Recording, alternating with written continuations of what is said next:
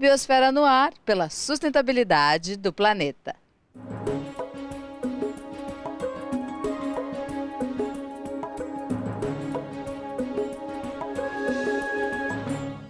Hoje nós vamos conhecer dois museus bem diferentes. Um no município de Rio Grande, no Rio Grande do Sul, e o outro aqui na USP, na Universidade de São Paulo.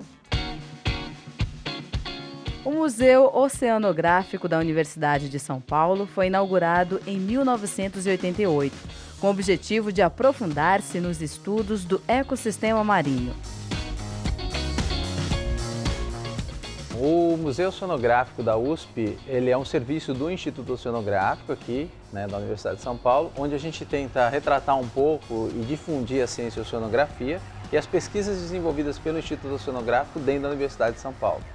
Então, para isso, nós ambientamos o espaço em diversos setores. Essa primeira entrada que nós temos aqui é um deck de madeira, onde nós temos a primeira embarcação adquirida pelo Instituto em 1954. E a partir daí iniciou-se as pesquisas em oceanografia no país. Claro que essa embarcação é uma embarcação pequena, era usada só em ambientes abrigados, ambientes estuarinos, lagunares, na região de Iguape e Canané. E depois, com os anos, o Instituto veio adquirindo novas embarcações.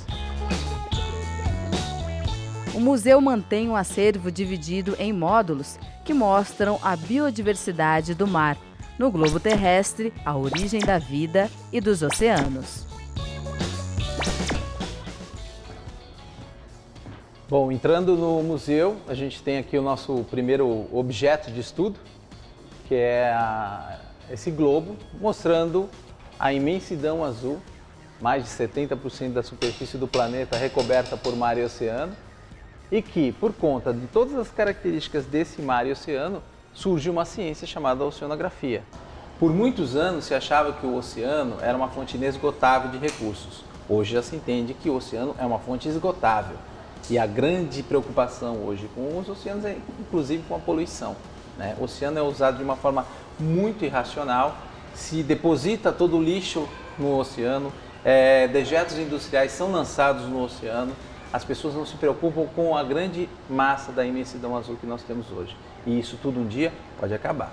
Todos esses recursos um dia pode vir a findar-se. E outra importância grande dos oceanos que as pessoas não conhecem é a própria importância para a liberação do oxigênio para a atmosfera.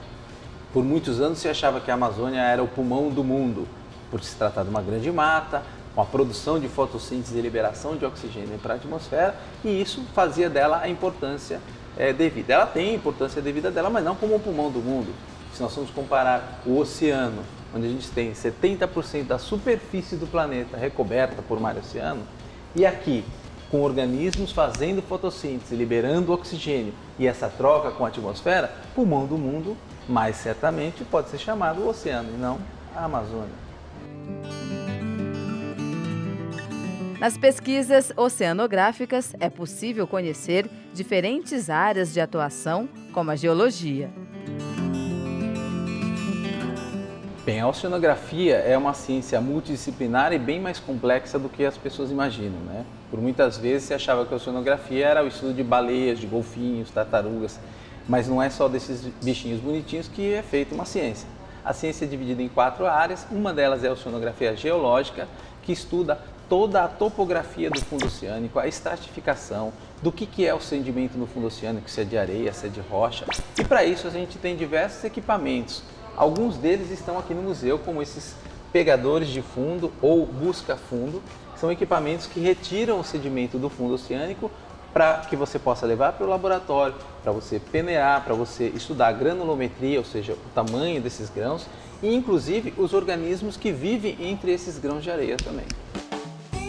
Os estudos de massas de água, correntes, ondas e marés ficam por conta da oceanografia física. A oceanografia física é a parte da oceanografia que vai se ater ao quê? Aos movimentos de massa de água, a todos os movimentos e circulação de massa de água. Então aqui a gente vai estudar as ondas, as correntes, as marés. A oceanografia física vai se preocupar com toda essa dinâmica, como se formam as ondas, qual a intensidade dessas ondas nos diversos mares e oceanos, como se formam as correntes marinhas e também a variação do nível do mar, que é medida através dos marégrafos. Na área da química, o visitante conhece o processo de dessalinização da água do mar.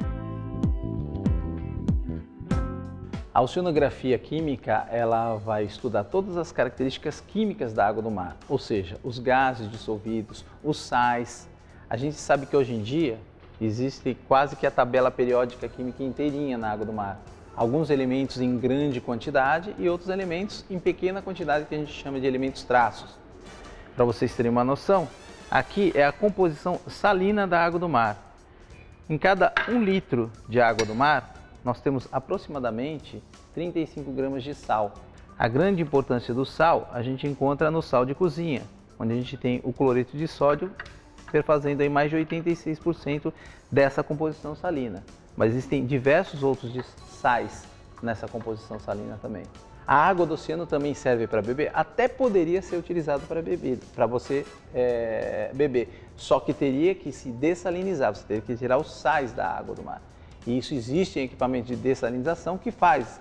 Só que quando você tira todos os sais, você bebe uma água isenta de sais, como se fosse uma água destilada, que também não é interessante para o nosso organismo, mas é uma possibilidade também.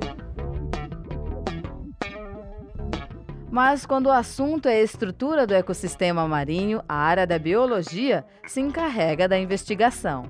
A quarta área de iniciação da oceanografia é a oceanografia biológica. Ela vai se preocupar com todos os seres vivos do oceano e a relação dos seres vivos com todos os outros fatores químicos, físicos, geológicos do ambiente por si só, né?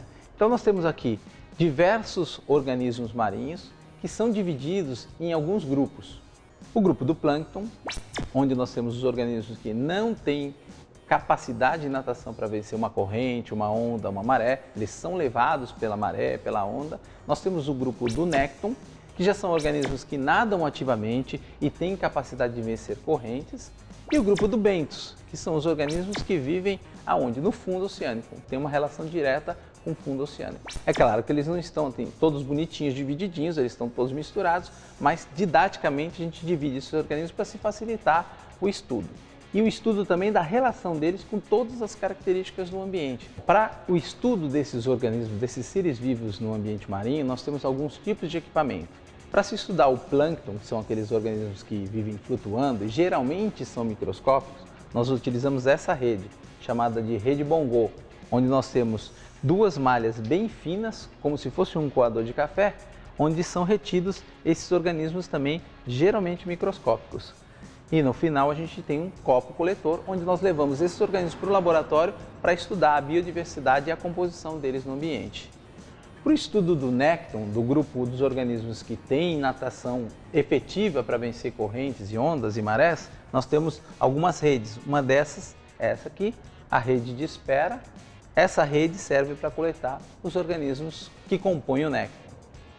E, finalmente, para a coleta dos organismos que vivem no fundo do oceano junto ao substrato, ou seja, o bentos, nós temos redes como essa, que tem uma estrutura pesada de ferro na frente, chamada draga de fundo.